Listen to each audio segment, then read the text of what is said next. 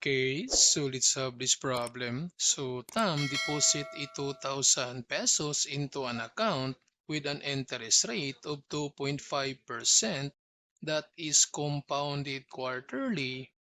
Then what is the balance in Tom's account after 5 years? So to solve for this problem, so first we need to write the given. So for the principal amount, that's the amount times the deposit. So since Tom deposit is 2,000 pesos, so the principal amount is 2,000. Then for the rate, since the rate is 2.5%, then convert this 2.5% to decimal. So just divide this number by 100, and this is equal to 0.025. Then for the time, so the time is after 5 years. So the time is 5 years. Then for the compounding period, that's M. Since compounded quarterly, so take note that for quarterly, M is equal to 4. Then for monthly, M is equal to 12. For semi-annually, M is equal to 2. And for annually, M is equal to 1. Then to solve for N, the number of periods, so using this formula, that's the compounding period times the time. Since M quarterly is equal to 4, time is 5, and 4 times 5, that's equal to 20. So N is equal to 20.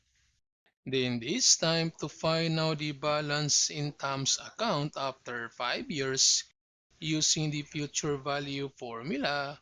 So that's the principal times 1 plus the rate divided by the compounding period quantity to the power n. Then substitute now the values. So the principal is 2,000 times 1 plus the rate is 0.025 over the compounding period, the M, that's 4. Then quantity to the power, the number of periods to the power 20.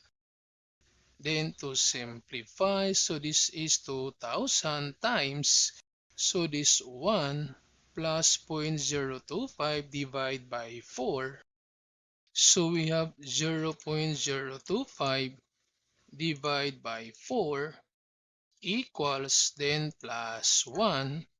So that's 1.00625. So this is 1.00625, then quantity to the power 20. Then to find now the future value or the balance in Tom's account after 5 years, so we need to simplify this one first. So this is 1.00625 then to the power 20 equals then times this 2,000. So times 2,000 equals, so that's 2,265.42. So this is 2,265.42 pesos. So this is now the balance in Tom's account after 5 years.